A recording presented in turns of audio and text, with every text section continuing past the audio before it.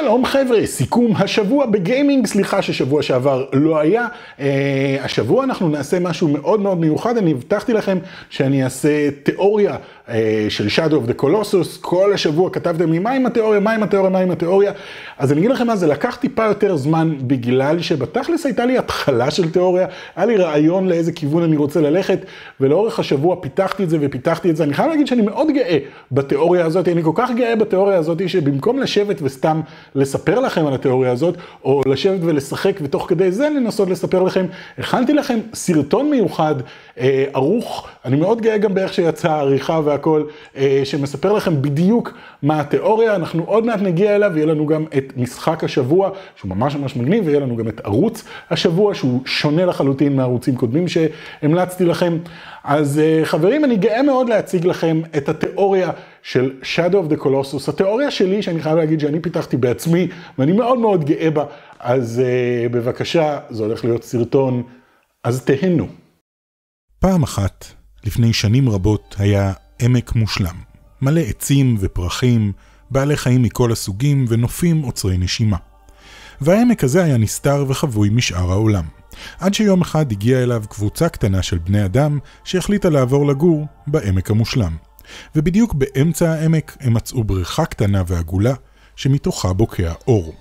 והם גילו שמי ששותה ממנה חי לנצח. ובנוסף הם גילו שמתוך הבריכה הזו אפשר להוציא חפצים קסומים, חפצים שעשויים מאור. בני אדם החליטו לבנות סביב הבריכה הזו מקדש גדול, והם גם מינו אדם אחד בשם אימון לתפקיד השאמן, איש הדת שאחראי על הוצאת החפצים הקסומים מתוך הבריכה. בהתחלה הכל היה נראה מושלם, אבל מהר מאוד הם הבינו שעם חיי הנצח שקיבלו מגיעה גם כללה, חוסר היכולת להביא ילדים. ודבר נוסף שהם לא ידעו זה שבכל פעם שהם יוצרים חפצים מאור, כמות שווה של חושך נאספת מתחת למקדש, כי העולם תמיד שומר על איזון. וכך הם המשיכו לחיות בעמק לאורך מאות שנים, אכלו מהעצים, צעדו את בעלי החיים והוציאו חפצים קסומים מתוך הבריכה. ולאורך השנים החושך שנאסף בתחתית המקדש הלך וגדל עד שיום אחד החלו לצאת מתוכו דמויות שחורות שעשויות מחושך מרוכז. הדמויות האלה החלו לחטוף את בני השבט ולקחת אותם אל תוך החושך שבתחתית המקדש.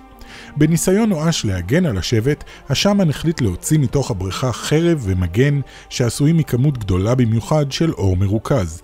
למעשה, ללא ידיעתו, השאמן השתמש בכל האור שנותר בבריכה כדי ליצור את שני החפצים האלו, והתוצאה הייתה כמות ענקית של חושך שהתאספה מתחת למקדש ויצרה את דורמין. השאמן נלחם נגד דורמין בקרב ארוך וקשה, שבמהלכו הוא איבד את המגן, אבל בעזרת החרב הוא הצליח לבסוף לחתוך את דורמין ל-16 חתיכות. וכדי לדאוג שדורמין לא יחזור, החתיכות נקברו בכל רחבי העמק.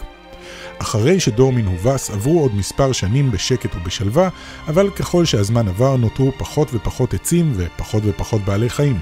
בלי האור שבבריכה שום דבר לא צמח, והארץ לאט לאט הפכה לשוממת, עד שבסופו של דבר השבט נאלץ לעזוב את העמק ולחפש מקום אחר לגור בו. אבל רגע לפני שהם עזבו, השאמן הכריח את כל אנשי השבט להחזיר את החפצים הקסומים שלהם לתוך הבריכה. גם הוא החזיר כמה חפצים שלו, אבל את החרב הוא שמר לעצמו. עברו עוד כמה מאות שנים, ובינתיים חתיכות החושך שהיו מוחבאות באדמה חיפשו להם חיים להיצמד אליהם. כל חתיכה של חושך מצאה בעל חיים להשתלט עליו, נחש, לטאה, ציפור, חזיר בר וכן הלאה. החושך השתלט על בעל החיים ועל הנוף שבתוכו הוא נקבר, וכך נוצרו הקולוסוסים. ובינתיים מחוץ לעמק, השבט שאנשיו חיים לנצח המשיכו לחיות בתוך כפר מבודד הרחק משאר בני האדם, שומרים על הכניסה לעמק, דואגים שאיש לא ייכנס אליו ויעיר את הענקים, או גרוע מכך, את דורמין. עד שיום אחד בחור אחד בשם וונדר עבר ליד הכפר שלהם ונתקל בבחורה בשם מונו, שהזהירה אותו לא להתקרב אל הכפר. השניים התאהבו ומונו הייתה חומקת מהכפר כדי לפגוש את וונדר, עד שיום אחד היא נכנסה ממנו להיריון. היא ניסתה להסתיר את זה מאנשי הכפר, אבל השאמן גילה שהיא נפגשת עם בחור שלא שייך לשבט ושהיא בהיריון ממנו, והחליט שהגורל שלה מקולל. הגורל של אנשי השבט הוא לחיות לנצח ללא האפשרות להוליד ילדים, והתינוק שלה יביא אסון על כל השבט. וונדר ניסה לעצור אותו, אבל השאמן החליט להקריב את חייה של מונו בתקווה לעצור את הכללה. וונדר היה שבור ומדוכא ולא ידע מה לעשות עד שאחד מבני השבט, או אולי בכלל ההורים של מונו, סיפרו לו על העמק הנסתר ועל היכולות של העמק להעניק חיי נצח.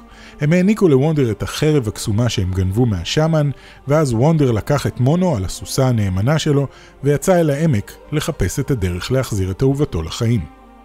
כשוונדר מגיע לעמק עם החרב הקסומה, דורמין רואה את ההזדמנות שלו לחזור לחיים. הוא מורה לוונדר להרוג את כל 16 הענקים ובכך לשחרר את כל חתיכות החושך שכלואות בתוכם. בינתיים השמן מגלה שהחרב שלו נגנבה והוא מבין שוונדר הלך לעמק להחזיר את מונו לחיים. הוא לוקח כמה פרשים ויוצא לעצור אותו, אבל הוא מגיע מאוחר מדי. דורמין משתלט על גופו של וונדר וחוזר לחיים.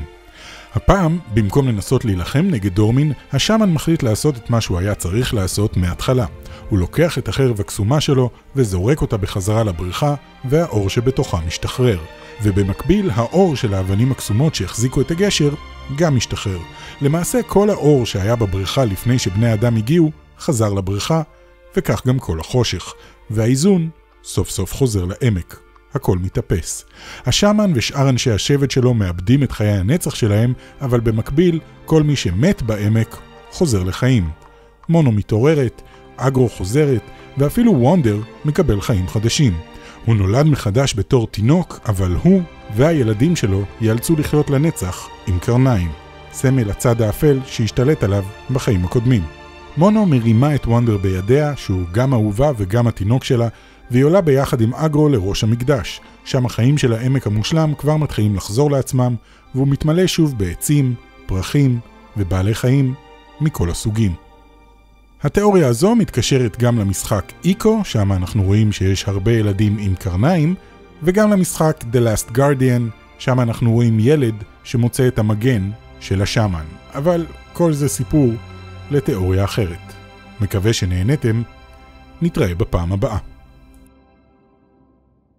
טוב, זאת הייתה התיאוריה, מקווה מאוד שנהניתם ממנה, באמת, היא התחילה אצלי כשהסתכלתי על הסוף של המשחק וראיתי שלורד אמון זורק את החרב לתוך הבריכה, וככה בעצם הוא מביס את דורמין, ושאלתי את עצמי למה הוא לא עשה את זה מההתחלה, למה הוא חתך את דורמין ל-16 חתיכות במקום לזרוק את החרב, והתשובה היא שפשוט לורד אמון הוא סוג של הרשע בכל הסיפור הזה, כי הוא זה שבגללו העמק לא היה באיזון של אור וחושך, הוא שמר לעצמו את החרב, הוא לא רצה לוותר על החרב, למרות שהוא אמר לכולם לוותר על החפצים הקסומים שלהם, וגם הוא השאיר את האבנים האלה שהיו עשויות מהאור, כדי שהוא יוכל לחזור חזרה, ובעצם הסוף של הסיפור הזה זה שהעמק חוזר לאיזון. אני מאוד מאוד אהבתי את הרעיון הזה, שוב תיאוריה שלי, וגם יש לי התחלה של רעיון לגבי איך זה מתחבר ל-The Last Guardian, ואיך זה מתחבר גם לאיקו.